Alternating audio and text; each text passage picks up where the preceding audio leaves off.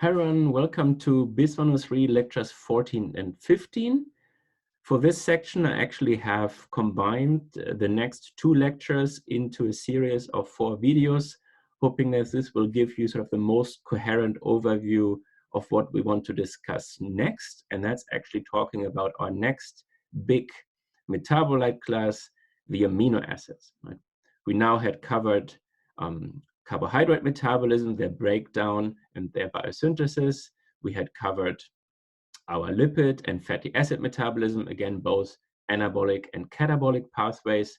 And now we want to do the same, looking at proteins and amino acids, how they can be utilized, and also how we can generate amino acids and to some degree proteins.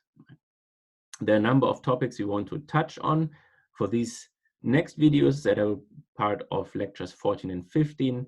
I will mostly focus on a general overview of nitrogen metabolism, and we will look at how we can actually break down amino acids through the urea cycle. So we have a number of learning goals for these materials, for these lectures. We want to be able to explain the different principles of how plants and animals specifically utilize and break down proteins and amino acids. I will not focus on microbial organisms here. There are various additional ways, mostly focusing on plants and animals here. And we generally want to explain the different fate of carbon and nitrogen in the catabolism of amino acids. So how do we break them down? How do we utilize these compounds and get the energy out of them? And there are different ways that we do this with for carbon and nitrogen. Then we want to be able to describe and apply the reactions of aminotransferases. They're a key part of both the synthesis and the breakdown of amino acids. We need to look at 2 more cofactors, PLP and THF. And much like our cofactors before, our learning goal is to just understand their importance and their function in the pathways that we discuss. And we want to be able to describe the processes of the urea cycle as one of the key cycles and how to deal with the removal of nitrogen. So for this part of the video, it will be a shorter introductory video to nitrogen metabolism, sort of setting the stage for the next 3 videos that will focus on the key reactions in utilizing amino acids specifically. So let's start with an overview just about how we can utilize nitrogen. And so, like I said, right, we had looked at carbohydrates and lipid metabolism already. We had looked at their breakdown and their biosynthesis, and that's what we want to do today with our amino acids and proteins. If we do that, right, we have to bring in a new element, and that's nitrogen. Carbohydrates and lipid metabolism, we had only dealt with hydrocarbon structures. Now with our amino acids, we have to bring in nitrogen. And so bringing a new element means for our metabolism, we actually have to find different ways on how we operate with it. And so much like carbon, right, we had started with actually looking at the different oxidation states of carbon. Nitrogen also exists at different oxidation states. Right? And if we're starting here on the left with our nitrate, right, our fertilizer actually, that's the most oxidized state of nitrogen. As we're sort of moving down into the more reduced forms, we get to nitrite. That can be further broken down or reduced to nitric oxide. That actually is not particularly stable. And then even more reduced, just nitrogen. And the most reduced form actually is ammonia here, and often in solution occurring as the ammonium ion. Okay. So keep in mind, again, like carbon, we have different oxidation states, with ammonia being the most reduced form of nitrogen. And this is actually what we will be using as animals.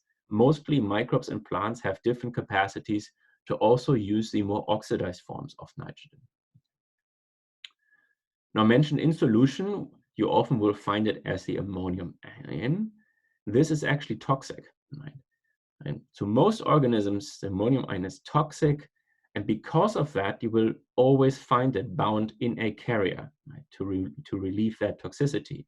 And those carriers are in most cases amino acids. And specifically here, glutamate, glutamine, alanine, and aspartate are the major carriers for nitrogen in an organism. But how we deal with actually the nitrogen, then how we take it up and how we break it down, do differ between organisms. And I want to just highlight the differences here between animals and plants. So in animals, one of the first and foremost important aspects here is that we cannot actually store nitrogen. Right? For us, amino acids always have other functions, right? Specifically as proteins, but also as neurotransmitters and so forth. So just storing them away means we cannot use them for these functions. We can actually not store nitrogen efficiently. Okay. Because of that, all the excess nitrogen that you get through your food actually has to be excreted daily, right? I think the simplest way to remember this is just trying not to go pee for a whole day. It's probably pretty hard, if at all possible. At the same time, we have to consume it, right? If we excrete it, we have to bring it back in. And the way that animals consume nitrogen is always at the level of ammonia, right? That's important to remember. We cannot actually use the more oxidized forms. And this is one of the major differences now to plants. Plants can actually store nitrogens in proteins, and they can do so in their seeds again. And they also can convert the more oxidized form, actually nitrate, right, as a source of nitrogen here, and they can convert it to ammonia. Right?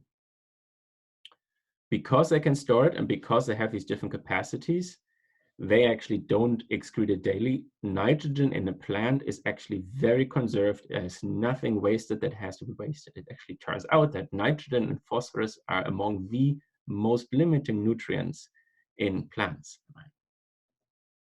So keep in mind, right, in animals, it's excreted every day, right? And plants can store it and they don't waste it and they can use it as a higher oxidized form and especially as nitrate. So this is when you fertilize your lawn or your plants, it's exactly what you do. You provide them with additional nitrogen that they can use for their metabolism to facilitate growth. And because of our limitations in dealing with nitrogen, most animals actually cannot make 9 out of our protein building amino acids. They're called the essential amino acids. Right? Plants, as we will see, have different capacities to make these. Animals are reliant here on getting these 9 amino acids through the diet. So this brings me to protein quality and quantity in the different diets, right? If we need to get these essential amino acids through our diet, we want to look at how this actually works. So if we are looking at different diets, we can compare diets based on their composition and amounts of amino acids. And we can compare protein quality as high. That means we have a complete protein with sufficient amounts of all the essential amino acids. Right? And for the most part, these the meats, beef, chicken, and so forth. Right? That contrasts to low protein quality. So low means it's not a bad protein. It means that it is not complete. So an incomplete protein is deficient in a certain number of these essential amino acids. Right?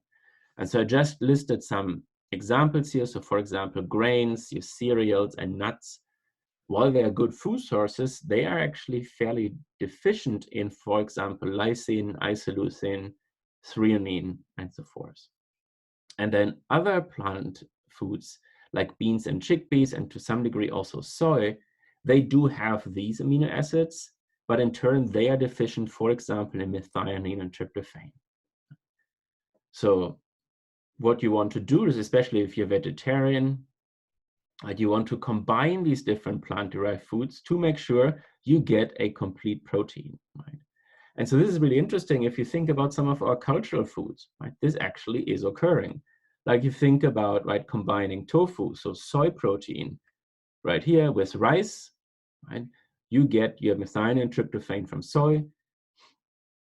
Sorry, that's the other way around. You don't have those, you get those from the grains. And in soy, we have the lysine, isoleucine, and so forth. So if you throw both together, you actually have a complete protein without needing any meat. The same is true if you think about tortilla and beans, right?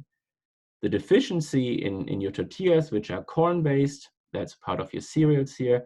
The deficiency in these amino acids is made up by bringing in the beans that have those, and methionine and tryptophan that is deficient in your beans would be abundant in your corn. So tortilla and beans is a perfect combination to get a complete protein. And that's what we call protein complementarity, right? Combining different foods to end up having a complete set of these essential amino acids for your protein biosynthesis and other cellular important functions.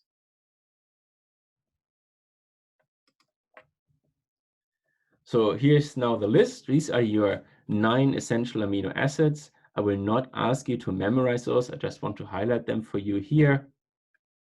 And so these are compared to the dispensable ones. So these are now the amino acids that we can actually produce, as animals can produce those. And we'll see actually some of the reactions on how we can do so in the next lecture. And then there are a few here that are considered conditionally indispensable. What this means is that while we cannot make them de novo, we can make them from other amino acid precursors. So for as long as we have these amino acids, we can use those as substrates to make these conditionally indispensable ones. If you're running out of, for example, glutamine or glutamate, which I hope you won't, right, then you also can't make arginine, so that becomes essential then too. But for as long as you have these others, you can make these. The ones we really cannot make are the 9 that are listed here. But again, you don't have to memorize them. Here now there are the structures, 2 21 amino acids that are important for protein biosynthesis and are the most important for metabolism. There are a few more that we won't touch on here. What I would ask you to look at here is their structure and be able to recognize them. You should have covered the properties of amino acids in your previous classes, so we won't touch on it here. And obviously, given that it's a remote learning class this year, I won't ask you to draw any. You should be able to recognize them. You should be able to understand some of their different properties, like positively or negatively charged. And I would ask you to know the 3-letter code and what this actually means.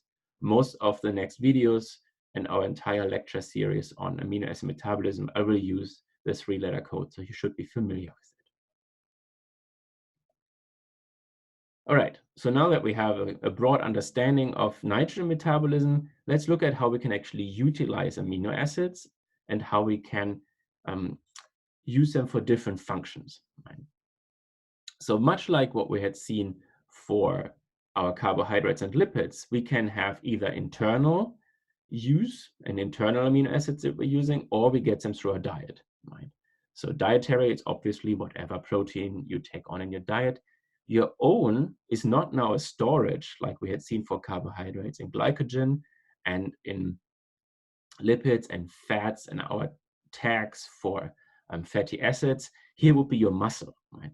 But again, right, it's not a storage form. You use your muscles to move around, so they're important, but you can use your muscle to actually also break down amino acids for energy. It's possible.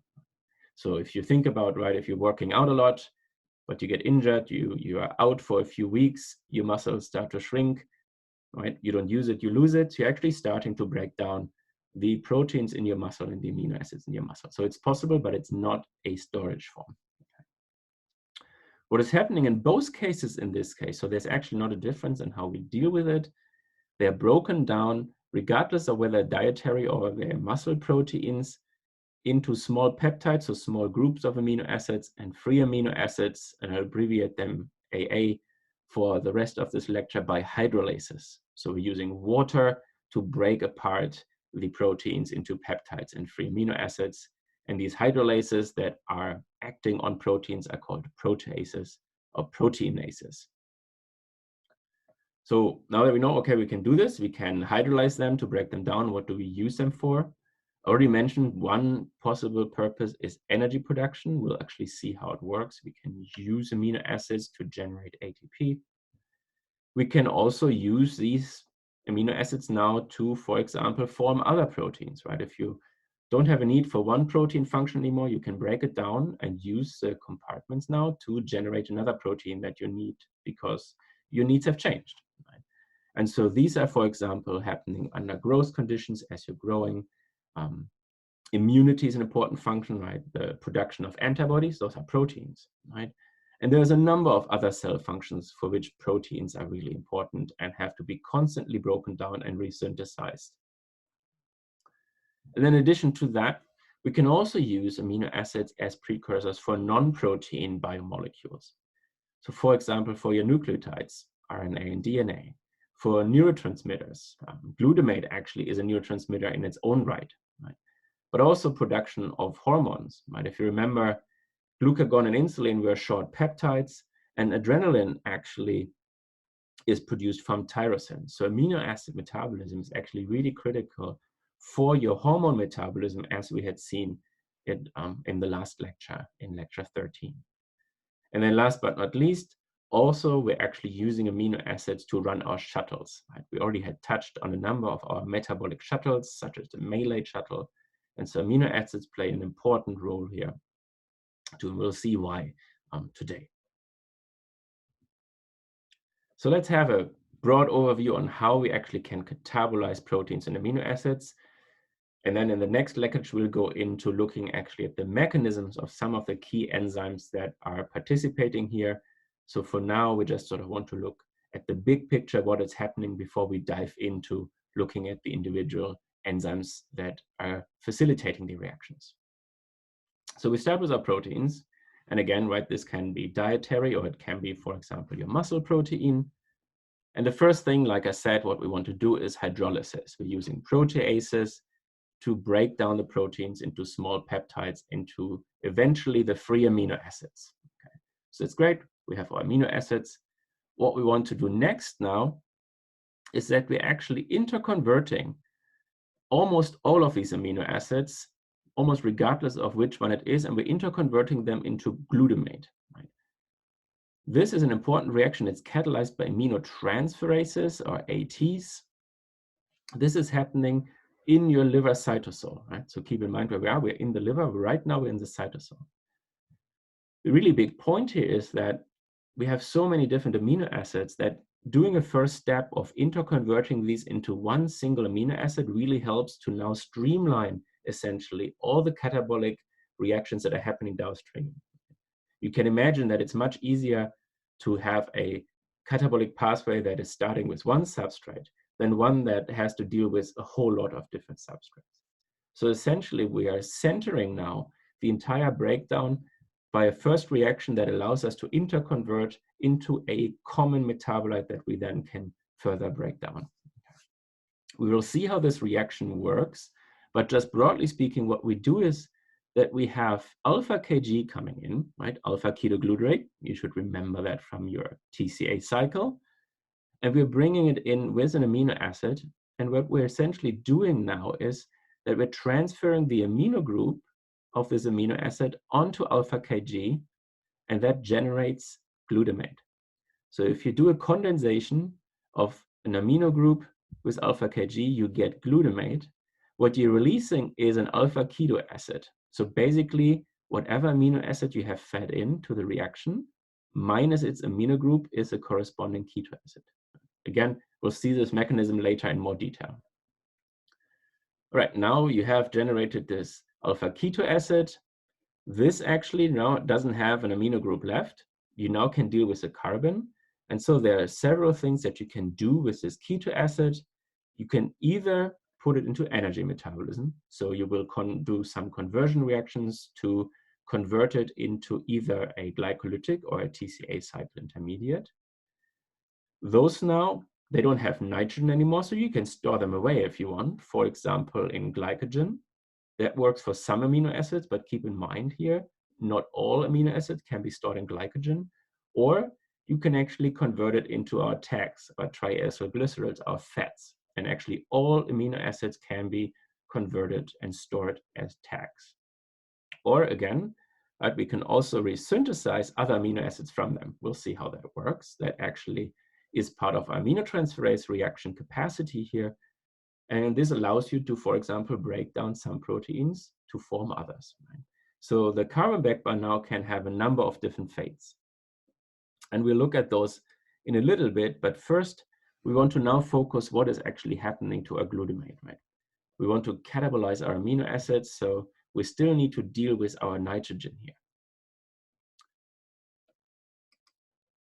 So what's happening now actually is that we have brought in basically all these amino acids and have converted them to glutamate, is that we deaminate. We're doing a deamination reaction, and that actually now happens in the liver mitochondria.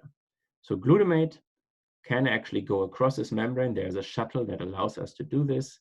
So after the AT reaction, we have made glutamate, it will be transferred into the mitochondria, and then this deamination happens. And the deamination essentially is combining hydrolysis, so bringing in water to cleave bonds, with an oxidation. We're bringing in our NAD cofactor that is being reduced. If we see this, it is a pretty clear indication we have an oxidation happening here. Okay. What we're doing is we're actually using this oxidation and the combined hydrolysis to cleave off the ammonium group from glutamate. And I told you up here, right, if you attach ammonium group to alpha Kg, you get glutamate. So if you deaminate, if you remove the ammonia group, you get alpha Kg back. And that actually can go back and do another reaction here. Okay, alpha Kg also can be transferred between these membranes. You can actually use it. So that's great, right? We have dealt now with our ammonia. That's free now. We have cleaved it off. We can use our carbon for the breakdown pathways we have already learned.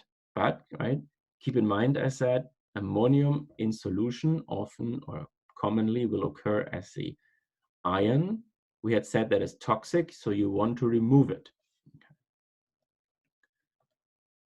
Before we do that, right, we also have to keep in mind, I'll show you a few examples, that not all of amino acids go through this pathway. This is the predominant pathway going through these transferase and deamination reactions.